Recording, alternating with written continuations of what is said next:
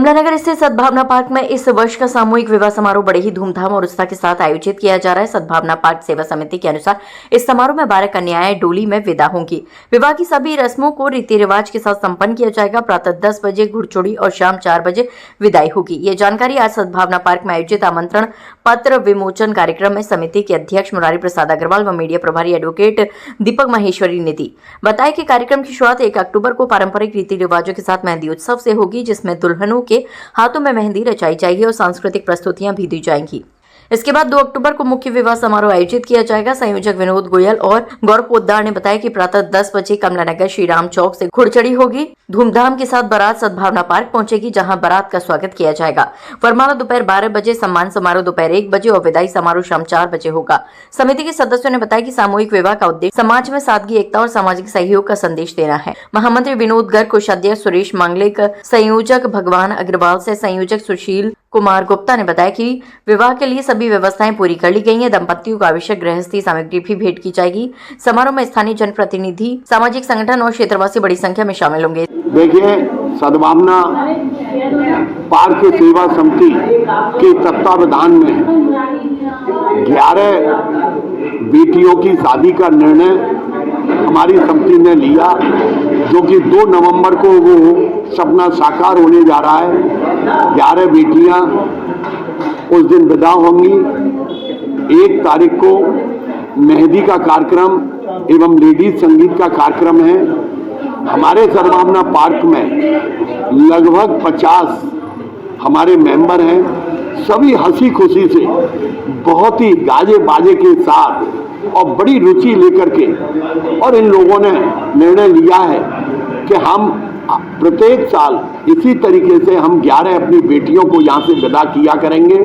बड़ी खुशी का माहौल है, आप देख रहे होंगे। आज हम लोगों ने ये कार्ड छपवाया है, कार्ड का विमोचन किया है। मैं सभी लोगों से कहूँगा यहाँ से प्रेरणा लेकर के, क्योंकि जो समाज में एक जो मैं देखता हूं कि जो दहेज रूपी जो दानव अपने पैर पसारता चला जा रहा है, उसके लिए एक असहाय गरीब कन्याओं के लिए, यानी कि जो हमारी गवर्नमेंट कहती है कि बेटी बचाओ बेटी पढ़ाओ, और उसका कारण भी यही है क्योंकि हम लोग भ्रूण हत्या के पीछे बहुत कुछ काम कर चुके हैं। जब उन लोगों की हम लोग समस्या सुनते हैं तो हमको ऐसा लगता है कि भाई क्यों ना बेटी किसी के ऊपर बोझ बने, इसलिए जो ऐसा निर्णय लिया गया है। यहाँ से प्रेरणा लेकर के बहुत सारी संस्थाएं और भी सामूहिक शादियां करती हैं। हम यहाँ से बेटी पढ़ाने का भी काम करते हैं। कोई भी गरीब व्यक्ति यहाँ आता है तो उसकी हम सहायता करते हैं। हमारे यहाँ 11 कन्याओं की शादी रची जा रही है सद्भावना पार्क की तरफ से, और हमारे अध्यक्ष महोदय जी ने यह प्रोग्राम शुरू किया था, और मैं भगवान से यही प्रार्थना करती हूँ कि सालों साल चलता रहे। हम लोग एक अपना अच्छा प्रोग्राम कर रहे हैं। 1-2 को हम महिला संगीत कर रहे हैं। महिला संगीत में हमारा डांस है, हमारे घर की बहन बेटियां और जो लड़कियां आ रही हैं उनकी भी बहनों और भाभियों से कहा है डांस करने को। मेहंदी लगेगी, डांस होगी, ढोलक पे गाने वगैरह गाए जाएंगे। पूरा ऐसा ही व्यवस्था करी गई है कि जैसे घर की शादी है, बिल्कुल घर की शादी के तरीके से उत्सव होगा हमारा पार्क में, सद्भावना पार्क में। और 2 तारीख को हमारे यहाँ फेरे डलेंगे लड़कियों को बिल्कुल घर के तरीके से आ रही हैं। लहंगा वहंगा सिलवाए हमने सब, उनके पूरे चूड़ी सेट पूरी मैचिंग उनकी, मुझको लग रहा है जैसे अपने घर की बेटी की शादी करते हैं वैसे ही अपने घर की बेटियों की तरह उनको विदा करते हैं। सद्भावना पार्क समिति के सदन में एक 11 गरीब कन्याओं का विवाह 1 नवंबर और 2 नवंबर, 1 नवंबर में हम लोगों के सांस्कृतिक कार्यक्रम में मेहंदी का कार्यक्रम है, और 2 नवंबर को 11 लड़कियों की शादी कर रहे हैं।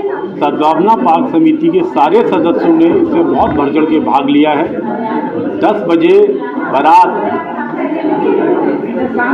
कमला नगर के एफ ब्लॉक से चल के 12 बजे इसमें कार्यक्रम में वधुओं का माला अर्पण और 1 बजे से सम्मान समारोह और 4 बजे से विदाई रखी है। बाकी मैं आपके माध्यम से यही बोलना चाहूँगा कि समाज में जितनी कुरीतियाँ हैं, इन गरीब कन्याओं के माध्यम से एक ये मैसेज जाना चाहिए कि वास्तव में जो दहेज प्रथा है और जो समाज के अंदर कुरीतियाँ चल रही हैं उससे किस तरीके से लोगों को अपनापन मिले।